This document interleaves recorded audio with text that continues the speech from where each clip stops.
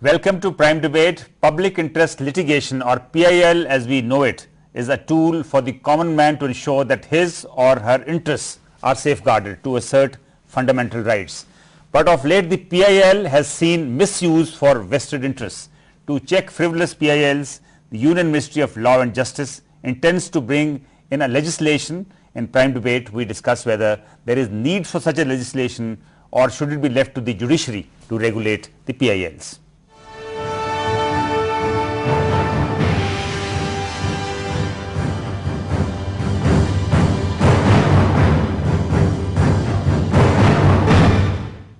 Last year, the Supreme Court itself was compelled to lay down guidelines to govern management and disposal of PILs.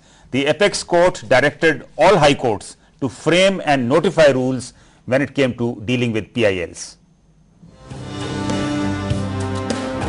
The concept of PIL was evolved by the courts in the 1980s by broadening the definition of aggrieved persons. Normally, only the person aggrieved could approach the court. This was done because the weaker sections of society were not able to assert their fundamental rights. Consequently, the courts have passed a number of directions in the interest of general public. However, of late, it has been increasingly felt that the number of PILs which are motivated are outnumbering those which are filed to serve public interest. As a result, the Supreme Court last year issued a set of guidelines which it wanted all courts in the country to observe while entertaining PILs. The Apex Court said that the courts should prima facie verify the credentials of the petitioner before entertaining a PIL. Prima facie be satisfied about the correctness of the contents of the petition. Be satisfied that substantial public interest is involved. Ensure that the petition that involves large public interest, gravity and urgency is given priority. Before entertaining a PIL, ensure that it is aimed at the redress of genuine public harm or public injury. Ensure that there is no personal gain, private motive or oblique motive behind filing the PIL. And finally, ensure that petitions filed by busybodies for extraneous and ulterior motives are discouraged by imposing exemplary costs. Now, the Union Ministry of Law and Justice is bringing in a legislation to regulate frivolous PILs. The ministry wants to make it an offence for anybody to file a PIL for extraneous and ulterior motives and empower the courts to discourage such PILs by imposing exemplary costs. But the moot question is, when the judiciary can itself decide whether a particular PIL is genuine or a frivolous one, then why the need for such a regulation?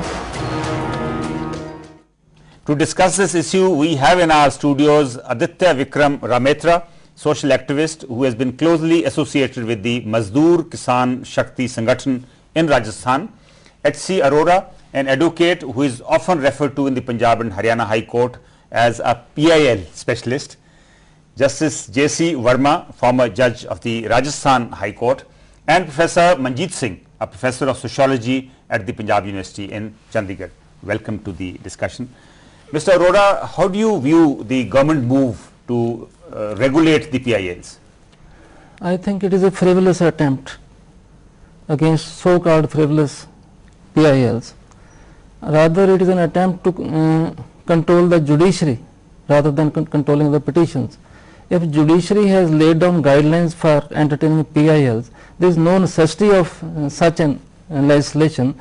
They should force the judges to act in a particular way, even if the act goes against the spirit and letter of the Constitution of India. For example, I can give you an instance. Guidelines have been laid. Even above the guidelines, beyond the guidelines, courts have to go in the particular facts and circumstances of a case. In one case, I filed a PIL for seeking the formulation of a policy for protection of the lives of the RTI activists. The Chief Justice, seeing to it that it doesn't fall in the newly laid down guidelines, he observed in the order issuing notice. This is a matter of great public importance. Though we don't have any jurisdiction to issue a direction to the government to formulate a particular policy, but the RTI activists are playing a vital role in the democratic setup, so notice of motion. And ultimately, Punjab state has formulated a policy, Haryana is following suit.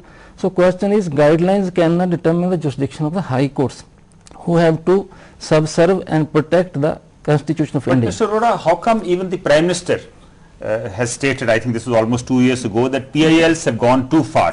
That is And then the Union Law Minister, That Virappa is a Moily, has very also stated particular- something to that that is a effect. very pertinent question. It is they people who face the music through PIL. It is the corrupt people. It is the people who misuse their powers. Otherwise, I may tell you, there is a study which has been made in Punjab regarding frivolous criminal cases filed under section 324, 325, 326, grievous hurt, voluntary hurt, etc. And the And those are not PILs. and not PILs. And study shows at least 40% of those cases are frivolous. Why the government is not attending to those?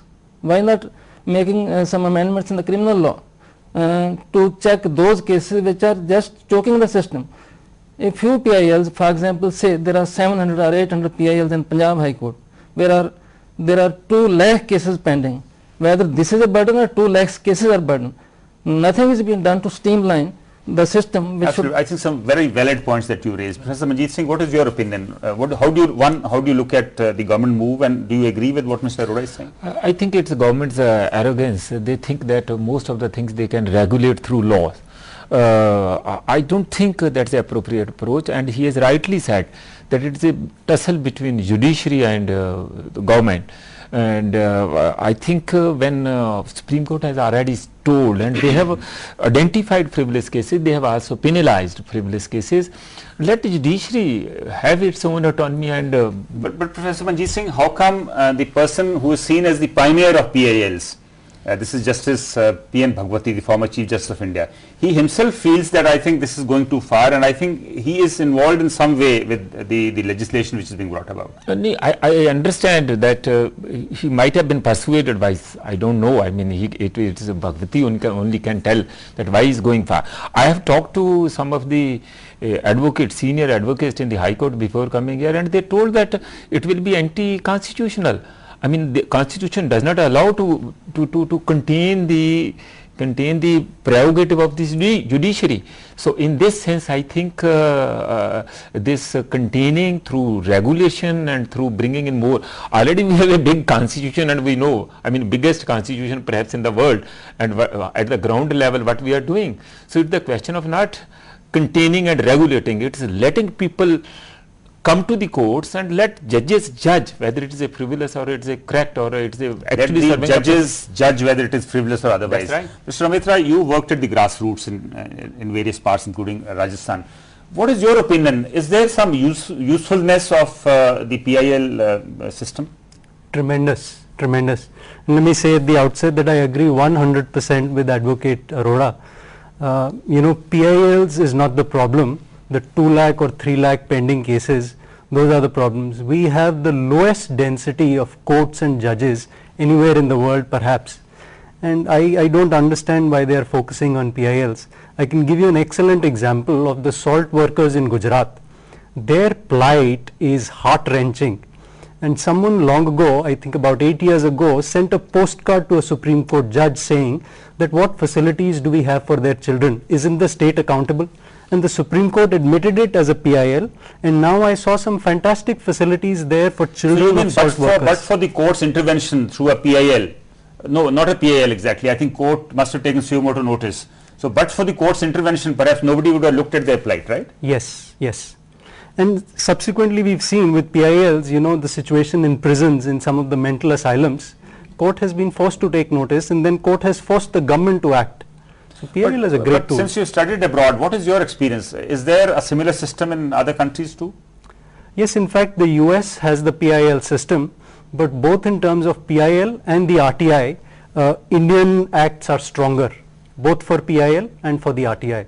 They're stronger than the US. PIL also is there in some other countries I'm not aware of, but it's certainly there in the US. But perhaps in a lot of these countries, the system itself is very responsive, so perhaps there is no need for anybody to file public interest litigations. Not so much, even in the US, we have this thing in the media or through the media that US, the developed country, very rich. About 30% of the population, predominantly blacks and Hispanics, do not have access to these resources. And it was the same logic there, that since they don't have resources to go to the courts, someone in public interest can go to the court and get relief for them. So it was the same logic. It's just that the figure for India is staggering. 70% of our population perhaps does not have access to courts. So it was much more needed in India than in the US, but the need is there as well. Justice Verma, what is your experience? What percentage of the PILs can be termed as frivolous or maybe motivated? I think it is very negligible. You can say the 1 or 2%. Otherwise, whosoever comes in the court for a public cause, for a public interest, where the government has failed to the public in some line, whatever as Mr. Vikram was saying, this and that, then you cannot say so, okay, this is frivolous. That depends what is frivolous or what is a person goes to the court thinking it, okay, he is forwarding cause of the public. Maybe the judge thinks otherwise. Judge can dismiss it. So then we don't think it has any public interest, this and that. To say it is a frivolous only when this makes some type of blackmailing of some person, individual or corporate, or even government for certain things. This it can be said so. Otherwise, I don't think they can be misguided very well. But frivolous, the use frivolous is, I don't think is not the appropriate word. A person goes with high hopes to the courts. Courts can agree with not agree, can dismiss with cost, may not dismiss with cost. But say it is total frivolous, no, I don't agree with this. But Justice Verma, how come the courts themselves have been expressing concerns on some of these PILs? Because if you remember, Justice Kapadia, the Chief Justice of India himself mentioned somewhere that we need to do something. It's like that. Because while expanding the scope of the PIL, certain elements or certain organizations had taken on them even to further the cause of the individual institutions, just like some temple or etc., etc., etc. Then the court said, no, it is not our business. It is not a PIL. It is your own personal concern. Go in a personal litigation. All these things. So maybe they are a bit increasing. The courts are a little bit. No, what is PIL? A concern dealing with the public at large. Public at large, the persons for whose benefit the government is to act, because the action is required on behalf of the government, right, not on behalf of somebody else. And the government, if fails to do it, as Mr. S.C. Rhoda said it, then you go for PIL. Because this government is failing its duties, it is in the public. Please awaken it, do something for this downtrodden class or the person who have been deprived of certain things, etc., etc. Then that's the reason.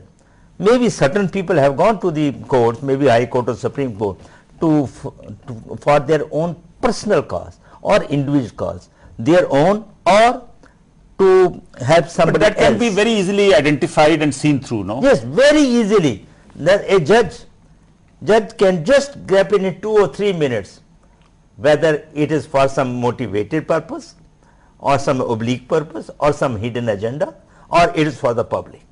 And he can say, so in your own experience, how often did you have to penalize a petitioner or a lawyer for filing what can be termed as frivolous or a false, mischievous PIL? No, we had been dealing with many of them were really, they concerned the public. Right? But if there was none, or if there was some, in which there was some doubt, well, smilingly we just say, gentlemen, no, this is not yes, we will not interfere. But did you have to impose a fine on anybody in your career? No. You didn't have to do it. Because what as a judge, I thought maybe he